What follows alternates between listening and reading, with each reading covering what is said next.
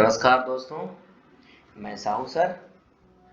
आज फसल शीर्षक कविता का अध्ययन हम लोग करेंगे। इसके कवि नागार्जुन।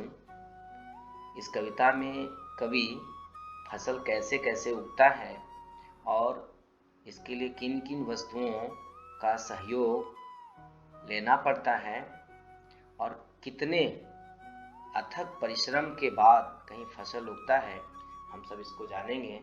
तो चलिए कविता की ओर चलते हैं। कहते हैं कि एक के नहीं, दो के नहीं, ढेर सारी नदियों के पानी का जादू। कवि कहते हैं कि एक नदी, दो नदी नहीं, बल्कि अपने देश में जितनी सारी नदियां हैं, उन सारी नदियों के पानी का ही, जादू का मतलब प्रभाव, पानी का ही प्रभाव है। क्योंकि पौधों को उगाने के लिए सिंचाई करनी पड़ती है और सिंचाई करने के लिए अपने देश में नदी, तालाब, झील, कुएं आदि का सहारा लिया जाता है। इसलिए फसल उगाने के लिए नदियों का पानी का जादू कहा गया। एक के नहीं, दो के नहीं, लाख लाख कोटि कोटि हाथों के स्पर्श की गरिमा।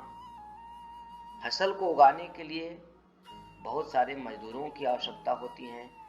किसान अपने अथक प्रयास के बाद फसल उगाता है। इसलिए कहते हैं यह फसल जो है एक व्यक्ति का, दो व्यक्ति का मेहनत का परिणाम नहीं है, बल्कि लाखों लाखों, करोड़ों करोड़ों हाथों के स्पर्श की, गरिमा का मतलब होता है महिमा, उनके हाथों का ये महिमा है, उनके हाथों का ये प्रभाव है, तब जाकर कहीं फसल उगता है। एक की नहीं, दो की नहीं, हजार हजार खेतों की मिट्टी का गुणधर्म है।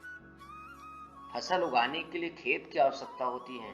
यह एक खेत में नहीं, दो खेत में नहीं, बल्कि अपने देश में जितनी भी उपजाऊ भूमि है, जहाँ फसल उगाए जाते हैं, उन खेतों की मिट्टी का जो गुण है, उपजाऊपन है, उसका ही ये परिणाम है।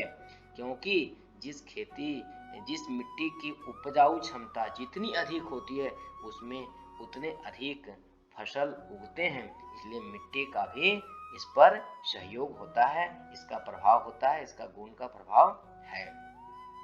कवि स्वयं कहते हैं कि फसल क्या है, और तो कुछ है नहीं वह, नदियों के पानी का जादू है वह, हाथों के स्पर्श की महिमा, काली भूरी काली संदली मिट्टी का गुणधर्म है, रूपांतर है सूरज की किरणों का, सिमटा हुआ संकोच है हवा की थिरकन का। कवि स्वयं प्रश्न किए हैं और उत्तर देते हैं। कहते हैं क्या कि फसल क्या है, तो उत्तर देते हैं कि अरे और तो कुछ है नहीं। वह है क्या? नदी का पानी का जादू है। हजारों लाखों करोड़ों लोगों के स्पर्श, उनके अथक परिश्रम का ये जो है से फल है। मिट्टी का गुणधर्म है। हमारे देश में विभिन्न प्रकार के क्षेत्रों में भिन्न भिन्न प्रकार की मिट्टियां पाई जाती हैं, इसलिए उन सारी मिट्टियों का गुणधर्म है। और फसल को उगाने के लिए सूरज की किरण की आवश्यकता होती है। हम लोग विज्ञान में पढ़े हैं प्रकाश संश्लेषण के बारे में।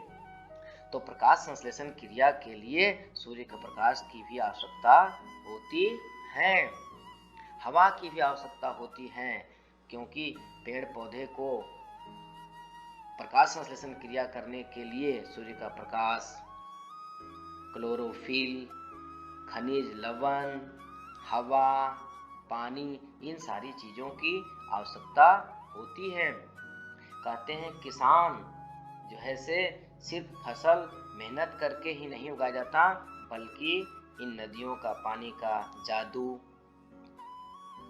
मिट्टी का गुणधर्म, सूर्य के प्रकाश का रोशनी का प्रभाव, हवा के थिरकन का प्रभाव, इन सारी चीजों की भी आवश्यकता होती है, तब कहीं जाकर के फसल उगता